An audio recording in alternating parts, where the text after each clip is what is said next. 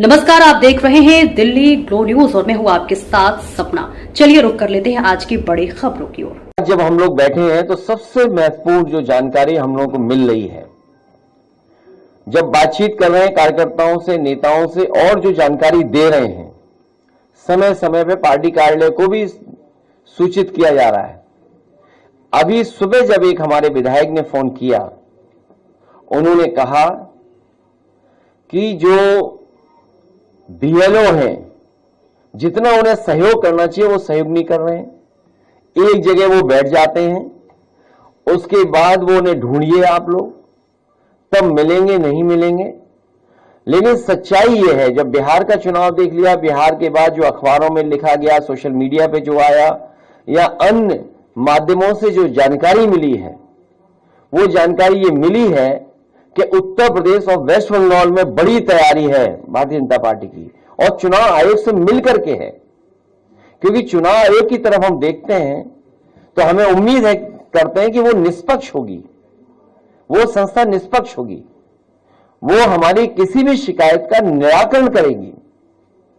लेकिन सुनने में आ रहा है कि 2024 की हार के बाद सबसे ज्यादा भारतीय जनता पार्टी और चुनाव आयोग फोकस कर रहा है वेस्ट बंगाल पर और उत्तर प्रदेश पर, अन्य स्टेटों पे भी जहां पर बीजेपी की सरकार नहीं है। उदाहरण के लिए तमिलनाडु, जहां चुनाव आने वाला है।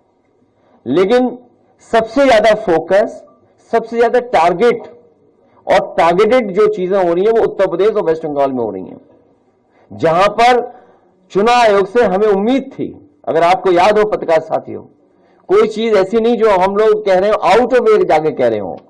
जब बाई इलेक्शन हुआ तो हम लोगों ने चुनाव आयोग का रोल देखा है। बाई इलेक्शन उत्तर प्रदेश के जब हुए, रामपुर का पार्लियामेंट इलेक्शन हुआ, उस समय हम लोगों ने रोल इलेक्शन कमीशन का देखा है।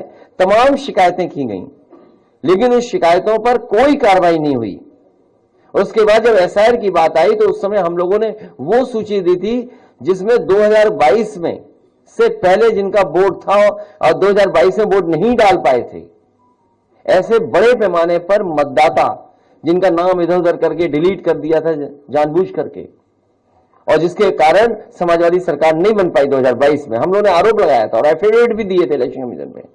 उस समय आपको याद होगा कई जिलाधिकारियों ने कुछ कुछ बातें कही, लेकिन जब पलट करके हम लोगों ने उनसे वो बातें तर्क रखे तो उनके पास भी कोई जवाब नहीं था। इसलिए जो तैयारी है, सबसे महत्वपूर्ण बात यह है कि भारतीय जनता पार्टी, उनकी सरकार, उनके अधिकारी और चुनाव आयोग मिलकर के ये तैयारी कर रहे हैं कि 2024 में जिन विधानसभाओं में समाजवादी पार्टी जीती है, इंडिया गठबंधन जीता है, उन विधानसभाओं में 50,000 से ज्यादा वोट काट दिया जाए एसआईआर के बहाने। यही यूपी में हो रहा है, यही वेस्ट बंगाल में तैयारी चल रही है। तो इसलिए हम लोग सावधान हैं। हम पॉलिटिकल लेवल पर, अपनी पार्टी के स्तर पर सभी कार्यकर्ताओं को आपके माध्यम से, अपने संगठन के लोगों को आपके माध्यम से ये अपील भी करते हैं कि पूरी जिम्मेदारी के साथ ये अपनी वोटर लिस्ट ठीक करें। जो वोट है, जो बनना चाहिए वो बनवाएं, बीएलओ से मिलकर के करें, और जहां कहीं नाकामी या जिस तरह की शिकायत मिले वो पार्टी कार्यालय तक जरूर पहुंचें। इधर जो शिकायतें मिली हैं, हम बड़े पैमाने पर शिकायतें हैं, मैं श्रीवास्तव जी जो ऑफिस में देख रहे हैं, मैं उनसे कहूंगा कि वो जरूर ब्रीफ करें। उससे पहले कोई एक अधिकारी है एसडीएम, उनकी रिकॉर्डिंग भी हमारे पास, कोई है रिकॉर्डिंग एसडीएम साहब वाली?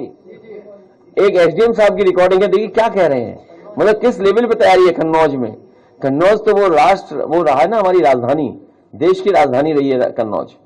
सम्राट हर्षवर्धन महादानी, जिन्होंने कुंभ को आयोजन का शुरू किया था, तो जो सम्राट हर्षवर्धन की प्रतिमा हटा सकते हैं कुंभ स्थल से, वो वोट क्यों नहीं हटाएंगे? वो वोट हटाने में लगे हुए हैं, और कन्नौज भी टारगेट में आ गया है।